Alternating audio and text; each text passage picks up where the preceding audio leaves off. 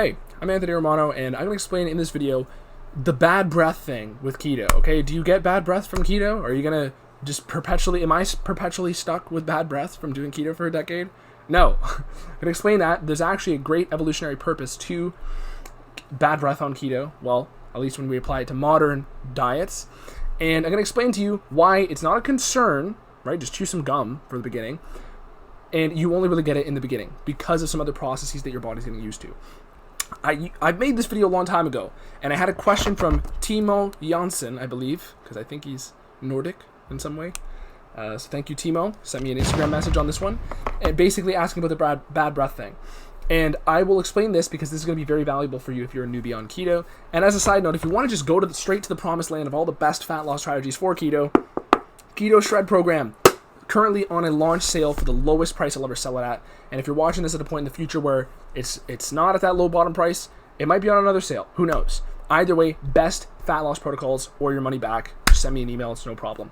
But that is something that you should take advantage of. And let's get into this advice for the newbies or people who are just curious about this.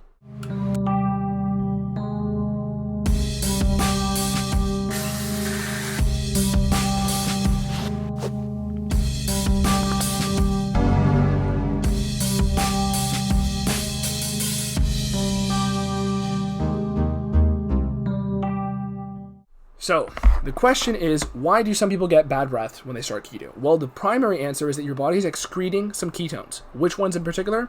Acetone and acetoacetate, and they often come through the mouth, okay? When you're burning fat, most of the fat you actually burn comes from breathing, okay? It comes from the respiratory system because you're actually oxidizing the fat. I believe it's about 80% of all the fat you burn is excreted by breathing. Okay, which also kind of calls into question how efficient fat burning a process is when you are on a ketogenic state. So some of the extra toxins that might be in your fat, because your fat also stores toxins, might be getting liberated through the respiratory system. Okay, so keto is a great detoxification mechanism, and it's something that's great for also an elimination diet. If somebody has a lot of heavy metal buildup, I can't say exactly what toxins it might be that you have stored in your fat tissue, but your fat stores nutrients, so vitamins, fat-soluble vitamins, and also toxins. And why does it store toxins? Because it wants to get them out of your bloodstream. So your body would rather you have those toxins in your fat tissue than in your bloodstream, where it can presumably go to your brain, it can go to other organs where it can cause problems.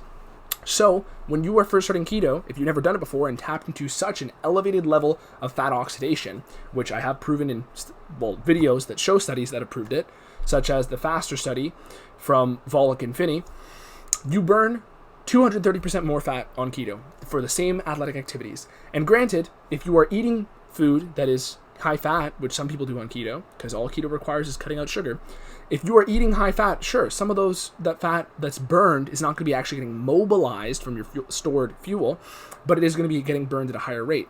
So granted, if you start adding in some calorie deductions or doing fasting of some sort, you can basically increase the demand for endogenous stores of fat to produce that rate of fat burn. So even though some of the keto skeptics might say, oh, it's all coming from your plate, it's all coming from the eggs and bacon you had this morning or the avocado, some of it is, but if you simply just don't overeat, then it's going to come from your stored fuels. And actually the study from Volek and Finney had shown that most of the actual fat that was burnt came from endogenous fat stores.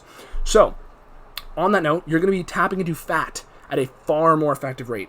And if you have toxins stored in your fat, which most people do because, we live in a modern world where, there's toxins in the air and diesel trucks are driving by and all this other stuff, okay, then some of it's going to be excreted through your mouth because you're breathing out, right? Because some of the air is going to come out through your mouth.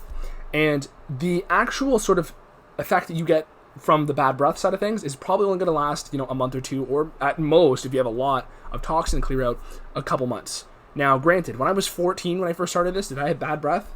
Probably at some point. I don't know. But do I have this now? No. I mean, if you follow my Instagram and see some of the girls I'm hanging out with, I think you'll realize that it's not like I'm walking around with bad breath all the time. Okay? So the point is, the longer you go on keto, after you clear out some toxins, not saying that it's going to be a foolproof way to do it, and you should probably get some sort of salivary tests and mineral tests to assess that, and heavy metal toxicity tests to assess this from an appropriately licensed medical authority. From there, what's going to happen is the only sensation you're going to get with mouth and smells is from the sort of sweetness and metallic taste of acetone acetoacetate. So that's really the only thing you're going to get. And even on a regular basis, this is not something I personally experience or some of my clients have experienced in the long run of things. The only time I really experience anything in the realm of that is if I've done maybe like a 5-day fast, which I did a few weeks ago. And towards the tail end of that fast, I noticed a little bit sweeter taste in my mouth, right? And that's, again, from the acetone acetoacetate excretion. So basically, that it becomes a more sweet taste because there's no extra toxin in there as well, and your body is not creating excess ketones through waste. So here's another reason why the smell of somebody's breath might become bad. Because in the beginning, when somebody's a newbie, okay, your body would rather burn through excess amounts of fat if it means you're going to survive. So your body is basically making more ketones than it needs as a survival mechanism, because your body's thinking, holy shit, we finally don't have any carbs in place here. Meanwhile, we'd be doing this every winter, right? Evolutionarily perspective. So finally, there's a ketogenic state in place. So your body's going, holy shit, let's crank up the ketone production.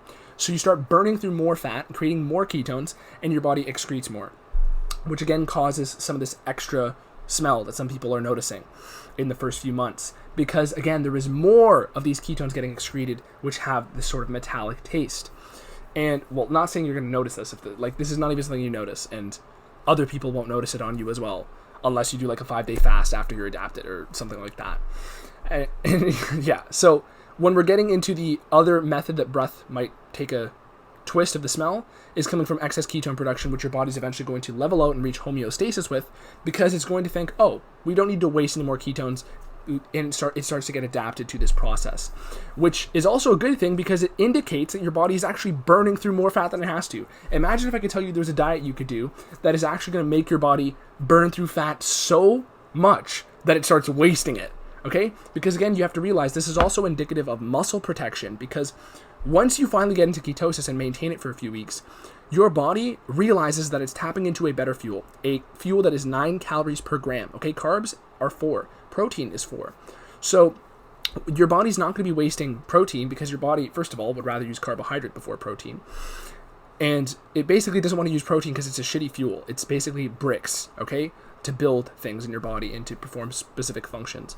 So when we're talking about fat being oxidized in higher amounts, that's indicative of the fact that you are protecting your muscle tissue because your body would rather waste fat, right, the thing you're trying to get rid of, than tap into muscle stores. How interesting is that? So, you know, if you want to see some of the other resources on this scientifically, Keto Shred program, okay, and watch my other videos which explain the analyses of these studies. Hey, real quick editor's note, I just had a workout in my basement. There was a question also, if somebody is noticing bad breath still after doing, by the way, I'm on my rocking chair, excuse me, while I'm editing videos like a weirdo.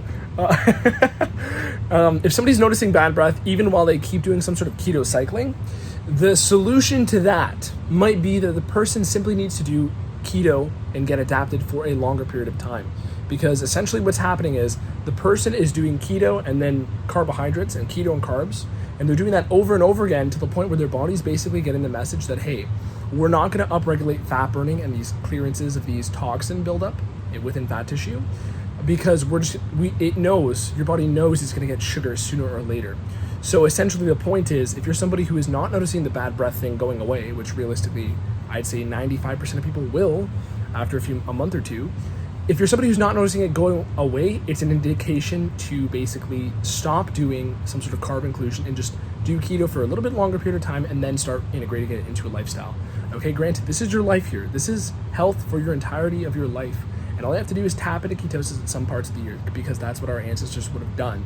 So even though I like doing keto for like 90% of the year, it doesn't mean you have to, but at the same time, it doesn't mean that I'm walking around with bad breath all the time, okay? I don't think that's an issue, but that's the little extra bit of clarity here for the people who are truly worried from this sort of niche problem. But that is it for this video. Bad breath on keto, is it a problem? No. I mean, unless you have a load of toxins build up, and then you might get some sort of detox effects, but that's very rare. I've actually never seen that in anybody, but maybe some people can report that. But again, if you have the appropriate testing and stuff, you'll be on top of that. So anyways, that is it for this video. It's not going to last, okay? It's not permanent. Thank you, Timo, for the question. I appreciate that over Instagram. And besides that, like this video, subscribe to my page, and follow me on Instagram. And, you know, I'll do my best to help you out in the comment section. Anthony Romano, peace.